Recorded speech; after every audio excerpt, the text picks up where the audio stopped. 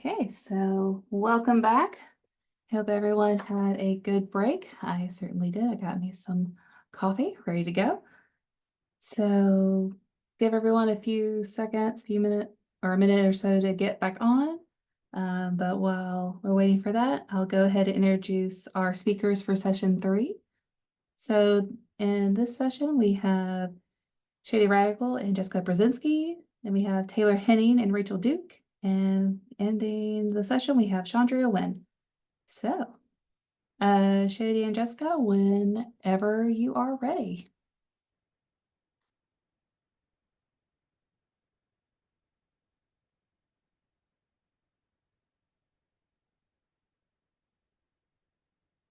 Hello. Hello. Can you hear me? Yes. And can you see me? Yes. Awesome. Hi, everyone. Jessica, are you there? Can we hear you? I'm here. Can y'all hear me? Yes, we can hear you. Okay, Cool. perfect. Let me pull up our screen here.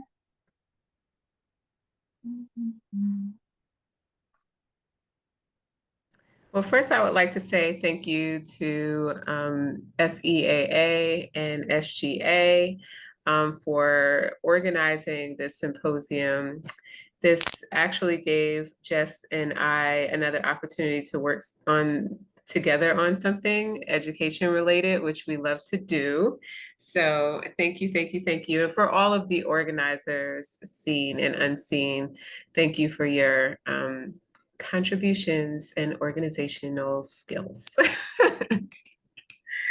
So this is coordinating community and skill building in corporate archives. Jess and I work at Heritage Werks, which is located in Duluth, Georgia. You know how it is, though. They say Atlanta to everybody else, but it is in Duluth, Georgia. And I have been there it'll be a year in October, and I work as the director of training and standards, and Jess works as the archivist, as an archivist.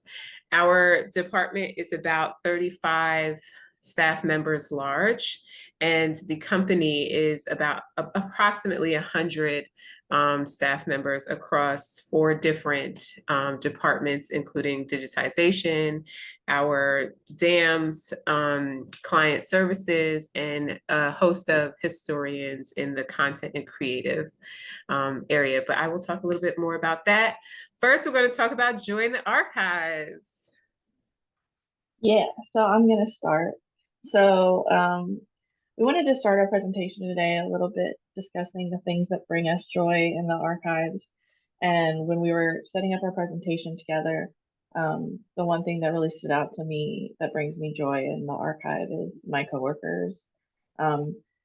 I am very fortunate to have an amazing team of coworkers at Heritage Works from a variety of backgrounds, and find joy every single day working with them. So I wanted to highlight a little bit of them and show you guys a couple pictures of them. The picture on the left is us at our holiday meeting last year. And then on the right is us at a company outing to see the Gwinnett Gladiators play last fall. I'm very fortunate to work with a group of people who I enjoy working with, but also enjoy spending time with outside of the office. So that's where I find a lot of joy at Heritage Works. Yeah, and to build off of Jess's experience, I can say that I really do enjoy working for Heritage Works. Heritage Works is corporate, so we know how that can be. It can be challenging. And my background is community archiving. So here's some images from the work that I've done in recent years. And typically, just to kind of sum up what I do, I will enter and work with different performance-based organizations to help them build their archives. But that also may look like journaling exercises, trying to understand their value in relation to community, radical empathy, thinking of different ways to describe your experiences and preserve those experiences. So at the top, those are two images from some journaling workshops I did last year and the year before in Tanzania. Every year for the past 10 years, I have been traveling to the coast of East Africa to conduct these journaling workshops, archiving workshops, building a library. I was also very instrumental in building an art center there. And this year, I'll actually be traveling there next week for their Summer Arts Festival, which I will conduct a archive and memory workshop with the community there. The other two photographs are photographs from a preservation presentation with photographer Zanelli Muhali in Cape Town, South Africa. And then there is another image. I also work as a professor, adjunct professor at Spelman College with Holly Smith, the college archivist. And that's a photo of some of my students in the class introducing them to the archives. So a lot of community building in different sort of ways that can be in academic spaces, art spaces, and your traditional archiving spaces. We can move on to the next one. So I mentioned a little bit about what are corporate archives. I am talking to a bunch of archivists, so I don't need to explain, but we still are considered a little different in our approach in what we do. We serve the clients. We have a part of what we do is protecting the client's information and collection. So there's a lot of privacy around what we do.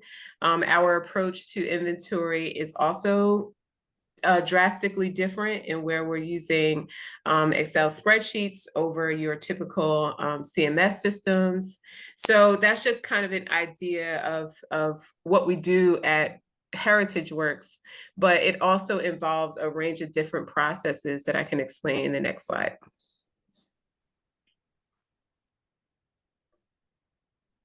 So as the Director of Training and Standards, here's how our archiving and preservation processes work together. From the beginning of when someone is hired, the first 2 weeks, they are onboarded. So they are experiencing each and every different aspect of our process, working at what is very important is that they're working with the team members. So I schedule shadowing time with the archivist, technician level, the archivist level, the senior archivist, and director. So they get to experience how the workflow and tasks work together. Through execution, we have a set of archival skills workshops that Jess will also go into her experience about, but these are once a month workshops where we explore a different archival task. Part of what I do is trying to standardize our practices. So that involves, looking at a task, talking about it in depth, establishing an SOP, and then doing exercises around that task so that we're all approaching material the same way. And then we have a host of educational opportunities that Jess will also talk about in her part of the presentation. All right, so just discussing briefly about the archival skills workshops to back up what Dr. Radical has already said. Our archival skills workshops were designed as a place to be able to practice our skills in a communal environment. With little judgment, just working together to become comfortable with our standardized processing practices and preservation so that we are all learning how to process in a consistent way in the archive. Also, these workshops serve as a means to continue education and prepare our workers for certification exams. And we had 7 employees this past summer take the ACA certification exam as part of this. Also, there's a few pictures here showing us in one of our workshops discussing how to properly house archival materials. And also the third picture here is our library. So we each have our own binder where we keep all of our workshop materials. and then a bunch of books that we can check out if we want to do some further reading on our own or studying for our certification exams. And then educational opportunities. I wanted to discuss one of the educational opportunities that I was lucky to experience here. This June, I was fortunate enough to be accepted as one of 20 individuals from across the country to attend the Georgia Archives Institute. GAI is, if you're not aware, GAI is a 10-day training program where I got to connect with some people doing incredible work in the field. Spend the first 6 days doing learning the fundamentals of archives at the Georgia Archives. And then I served a 3-day internship at the Georgia State University Special Collections and Archive. And I got to, under the guidance of Morta Gerard, I got to process a collection for their sexuality collection. And that was a wonderful experience for me. I'm very grateful for Heritage Works sponsoring my attendance to not only a fun but extremely informative program. So that is a broad overview of our joy at Heritage Works. We invite more questions, but before we move on and get to the questions, I also wanted to let you know, because we're always growing and expanding and looking for more space, we're always looking for more talented people to join our staff. So right now we are looking for archival technicians, archivists, and a director of corporate collections. You can find more information on the careers page at heritageworks.com. You can email myself to inquire about the positions, and I am happy to be in community with y'all. So thank you so much for taking the time out and seeing our presentation. Oh, and I do want to say one more thing. Jessica Brazinski has been a very big part of all of these workshops in different aspects. The archival skills workshop is largely her brainchild. So as a archival technician at the time, she was able to propose and initiate this idea, which went up to the leadership, and it aligns with some of the goals and expectations they had of myself. So she was a big part of that, and I just wanted to share that perspective too. Thank you. Thank you. Thank you for the recognition. I appreciate it. All right, thank Yay. you. Thank you, everyone. Thank you. All right, Taylor and Rachel, whenever you're ready.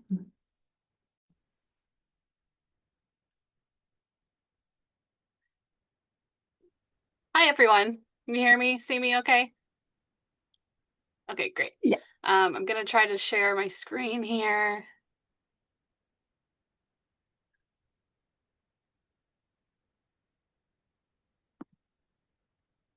Okay, can we see the slides? Yeah.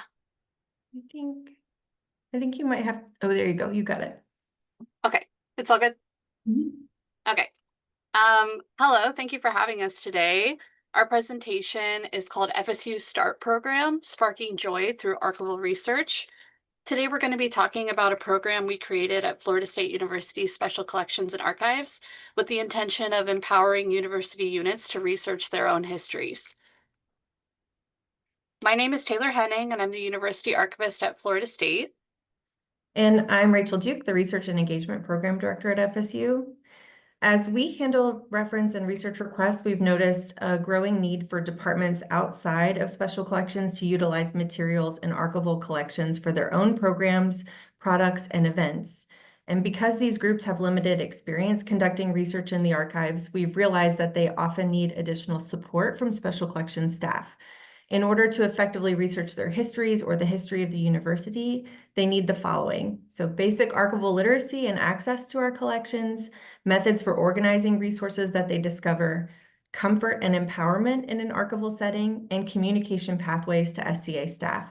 Of course, we strive to provide all patrons with these tools, but our campus partners are often working with tight deadlines and require more support than we have the capacity to provide. Within the last year, we've been approached by 4 different campus units with requests related to researching their unit's histories or the history of the university more generally. First, we were approached by the Student Government Association. This organization is seeking to conduct a deep dive into their history, and they're digitizing a large portion of our collection materials related to SGA. Second, university marketing sought materials in our collections that would support numerous deliverables surrounding a campaign for the 175th anniversary of the university. Along with signage, pamphlets, and web design they hope to augment with images from archival collections, the First Lady of the university wished to develop a coffee table book that incorporated lesser-known narratives from university history. Third, the College of Nursing asked for our assistance in conducting research in order to curate materials for an upcoming exhibit. And lastly, the College of Business has recently made a similar request. They are seeking to research the history of the college for an upcoming exhibit in our Heritage Museum, which is pictured here. Unable to provide a team of researchers to carry out these requests, we developed an approach that has fundamentally changed the way we interact with departments with similar needs. So here's our solution, the START program, which stands for Supportive Team-Based Archival Research Training. The program guides groups of campus partners through the archival literacy and project management training necessary to conduct research for their projects. As an archives that documents the history of departments on campus, it's our responsibility to minimize the barriers between their staff and the materials that can help them tell their stories. So this program is a significant step forward in our ability to support this type of research for a few reasons. First, it requires minimal special collections resources, including minimizing SCA staff labor throughout the projects. Second, it increases archival literacy of participants, as well as knowledge of special collections and campus-wide. Third, it encourages collaboration, lessens archives anxiety, demystifies archival practices, and empowers groups to conduct their own research into campus history. The START program begins with a Kickstart meeting, the goal of which is to provide the group with the knowledge and tools they need to begin the research process. SEA staff join members of the inquiring department to begin the research project and build lasting momentum.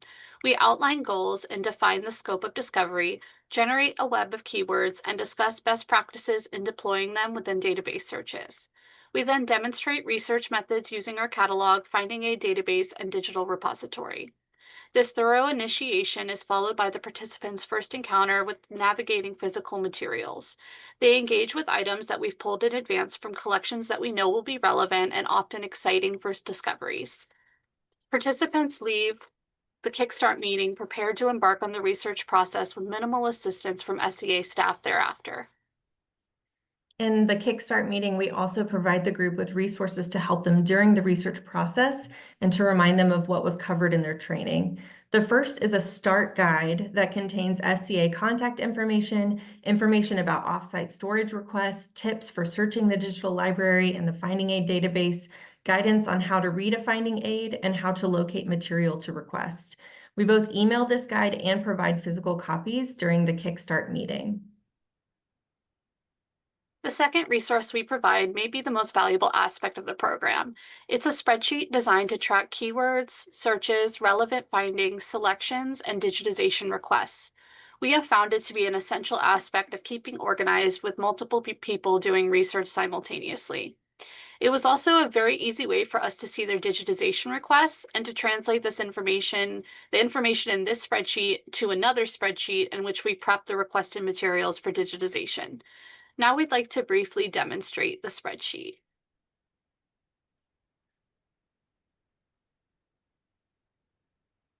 Not sure if I'm going to need to stop sharing and then start sharing again. Can you see it? You can see it. That looks great. Okay, great. So it's just a simple Google sheet, but it's set up with panes for developing exhaustive keyword lists, for logging completed searches and avenues of interest, for recording final selections for products that they're working on, as well as tracking offsite storage requests and digitization requests. And this simple tool has been the thing that we get the most feedback on, because it is a way for a group of people to make sure that they're not duplicating work, to make sure that they're not just doing the same searches over and over again, and they can communicate really well about what they've already selected and what needs to be done. So this has been pretty useful to our teams.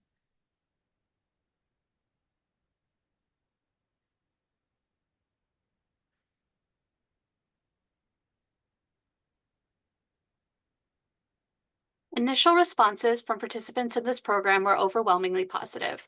They reported confidence in the skills and tools needed to complete their projects and expressed gratitude for the guidance provided by START. Here's a quote from one of the participants from the College of Nursing that anecdotally demonstrates the success of this program.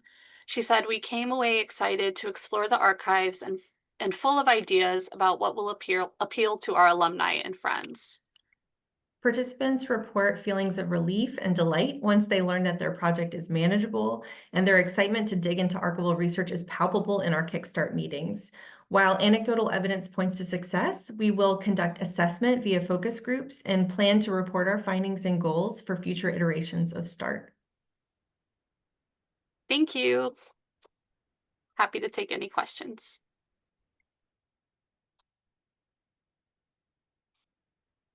Oh, I love a good spreadsheet. That was beautiful. Let me check and see if our third presenter is here. Chandra Wynn from Humble Ethical Researchers Co. Are you here?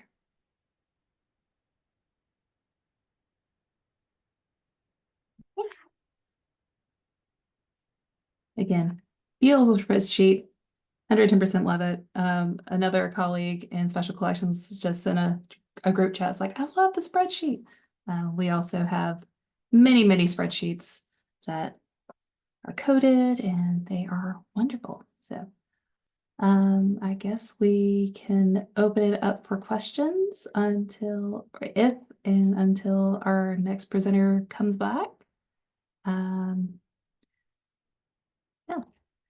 Do we have any questions, comments that we would like to discuss at this point?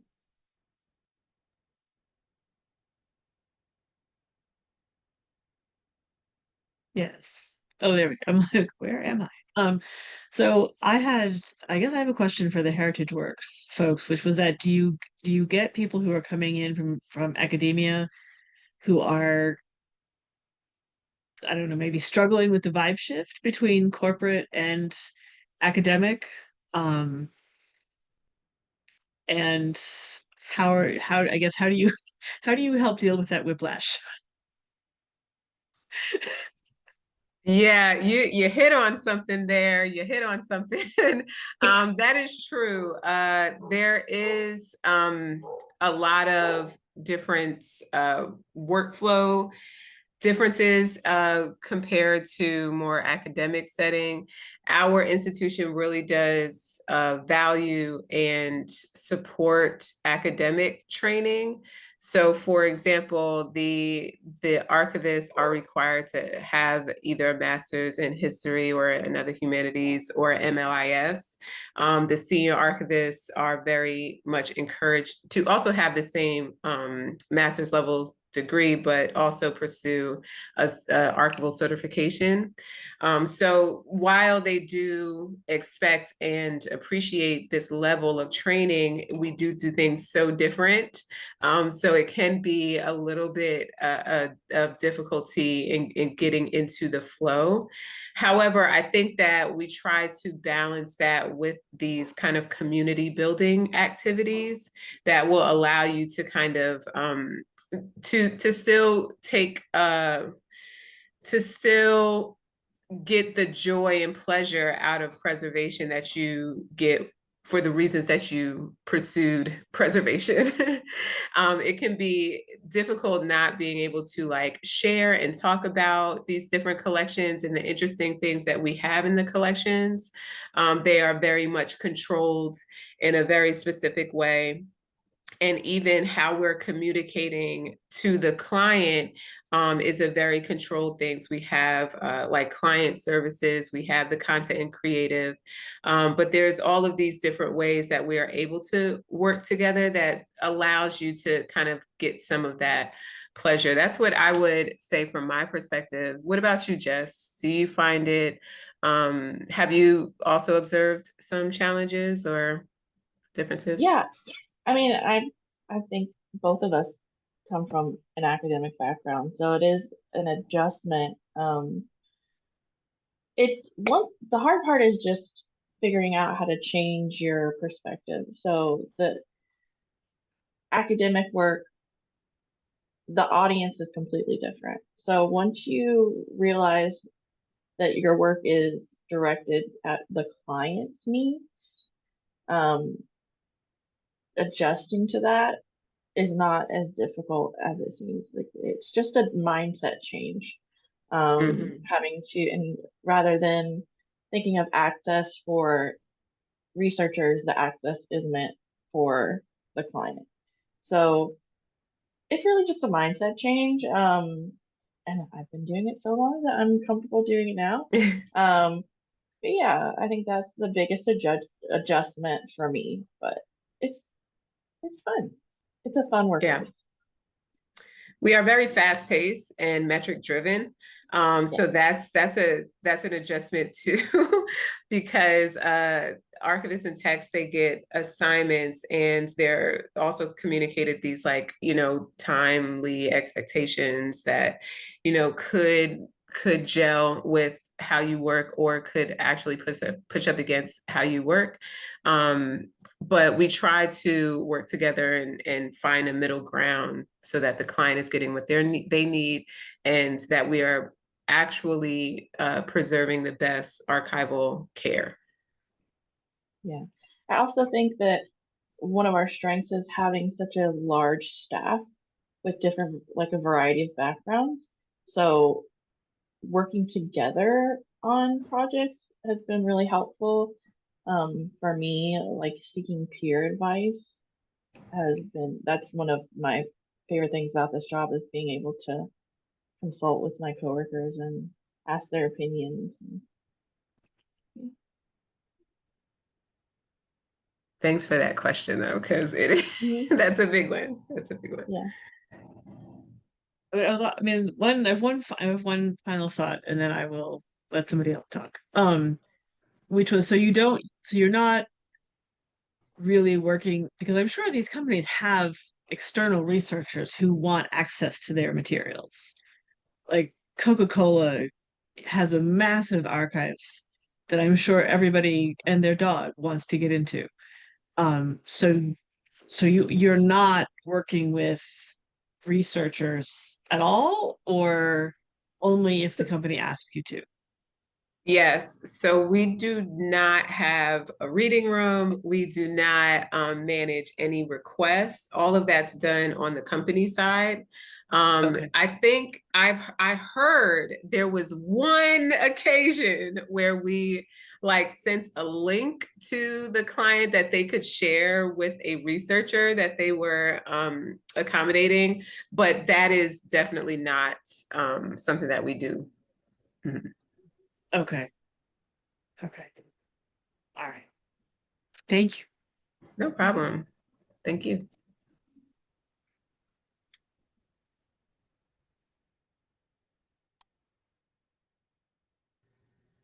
I had a question for Taylor and Rachel. Just wondering, I guess, if your START program so far has led to any maybe collection development, if any of the departments that you've been working with have seen what you have or don't have, and if, adding to collections, has that happened yet? That hasn't happened yet, but I'll say that we received records from the College of Nursing not too long ago. So we already have what they have for the most part. And I think the same is true of the College of Business. And well, actually, it has led to some acquisitions because SGA has given me 2 different acquisitions of photographs. So just building those relationships has kind of like extended beyond their project and the research process and the START program to now they're aware of the archives. SGA wants to give like everything they find to us. So yes, I suppose it has.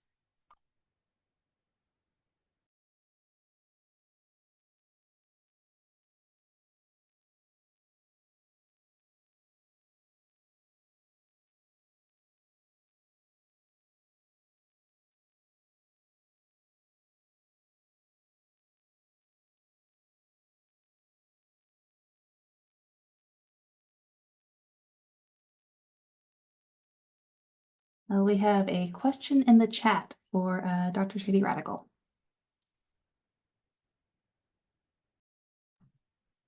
Oh, okay. Yes, I would love to hear more about your work in Tanzania. Is that through Heritage Works or Spelman or on your own?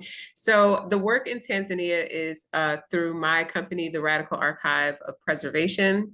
It was established as a part of my dissertation project at Georgia State, thinking about preservation for performance-based companies. I worked at Tyler Perry Studios for about 10 years, and I was able to establish the archives there. And then I branched out. I helped establish the archives at Ballet Ethnic Dance Company, and then these different organizations in East Africa. I'll say one thing about Tanzania and doing this work there. It is very challenging trying to preserve their materials digitally, because while they'll have access to technology to record, say, performances, they do not have the access to resources to store digital materials for an extended period of time. So I have purchased many external drives and brought them to them, and they will have them for a couple of months, and then they will reach back out to me and say, Dr. Shady, our external drive doesn't work anymore.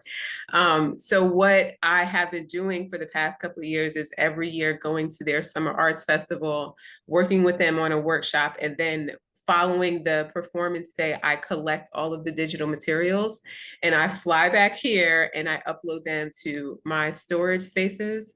So it has turned out that I have been the steward and collector of these materials, while initially it was just to help them understand how to establish an archive and run an archive. But now, because of their needs for long-term preservation, I've become the holder of those, the kind of repository for those collections. And that also goes for the groups that I work with in Dar es Salaam and in South Africa. So I have a large collection of performance-based materials from different organizations that just are unable to store their materials.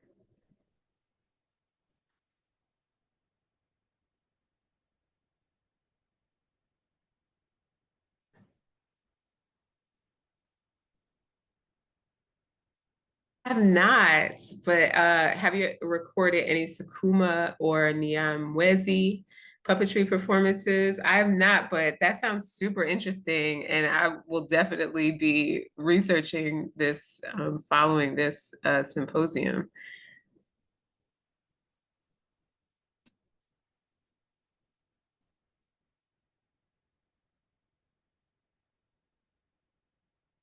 Oh yeah, thanks Jess for dropping the link. So there are a couple of videos on our website that will kind of give you a glimpse into the vault. A 3-minute video, a 5-minute video from Intel and LA Dodgers. So you can get to see what it looks like at Heritage Works. So if you follow the link, yes.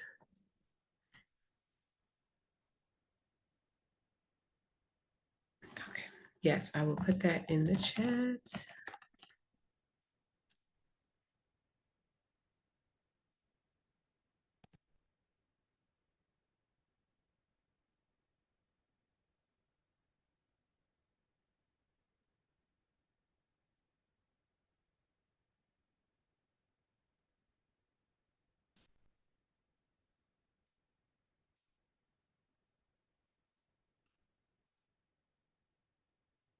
Oh, and I'll also put a link to my website too. So in case you would be more interested in the community-based work that I do. It's theradicalarchive.com.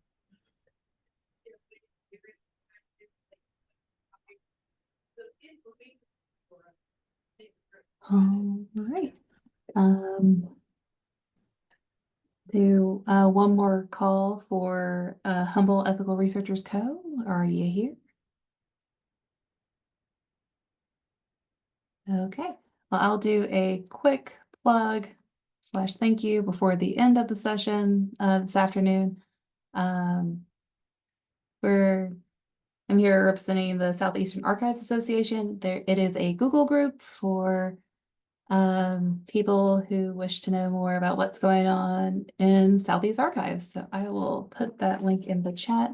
Jennifer probably would give a better elevator speech for this, but it's a really cool group, and you kind of get to see people share like questions and other things that are going around around in the region.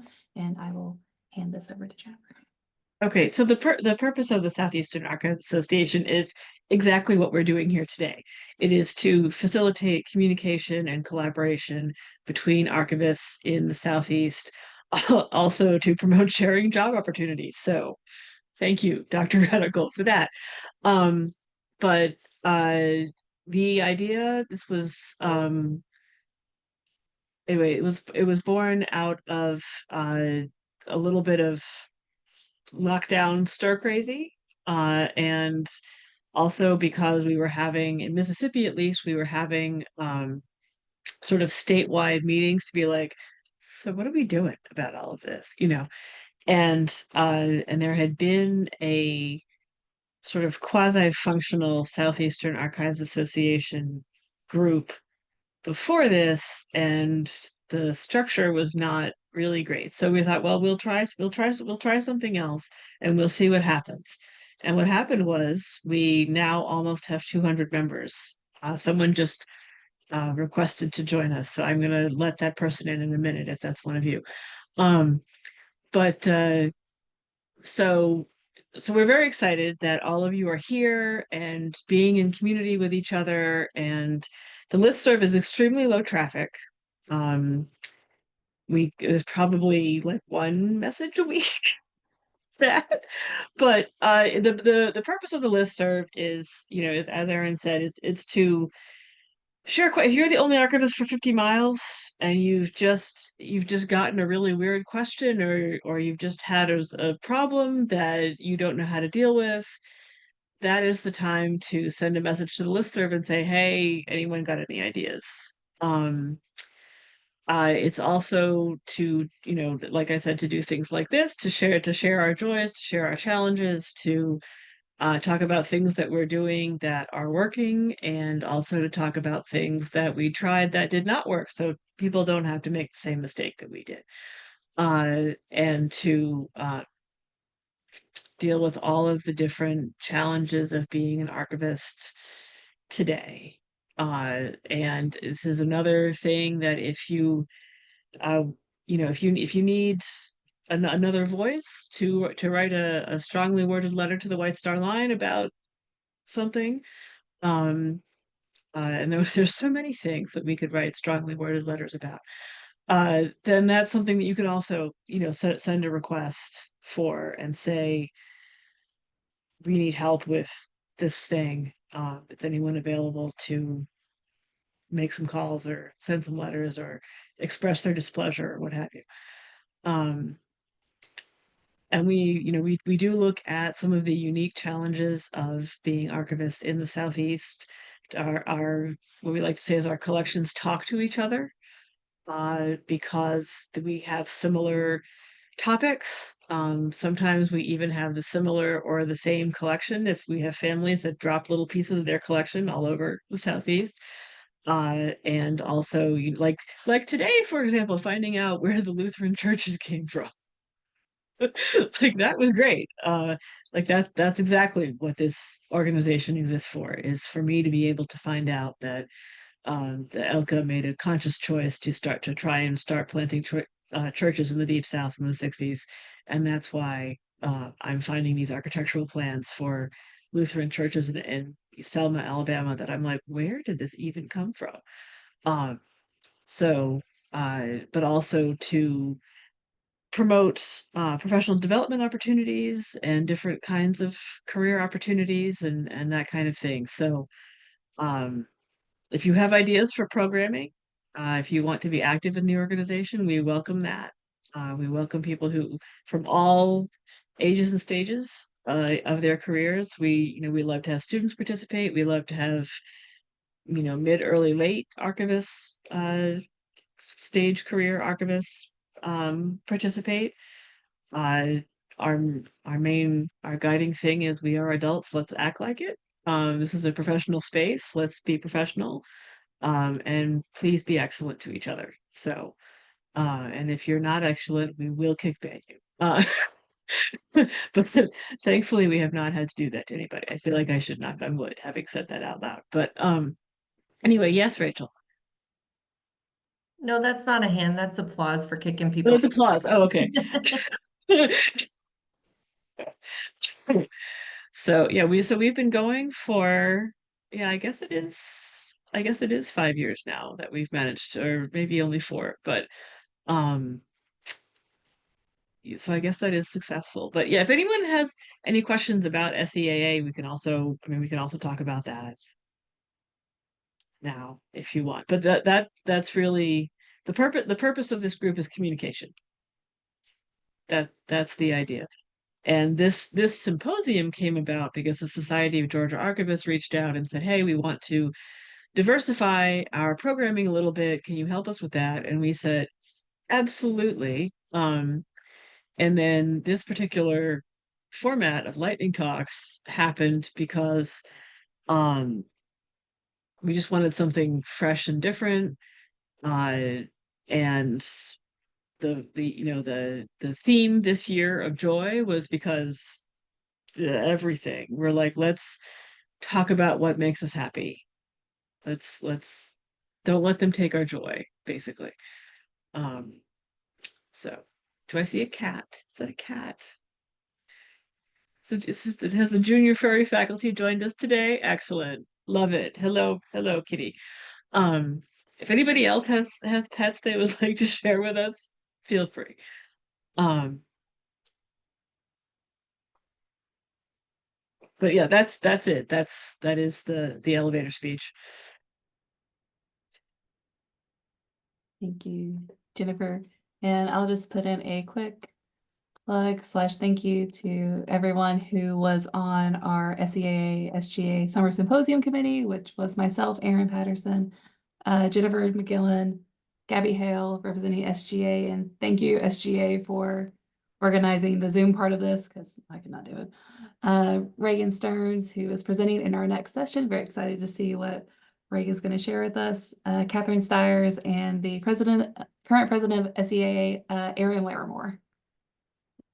That is us. Please come join us. If you have ideas, share them with us.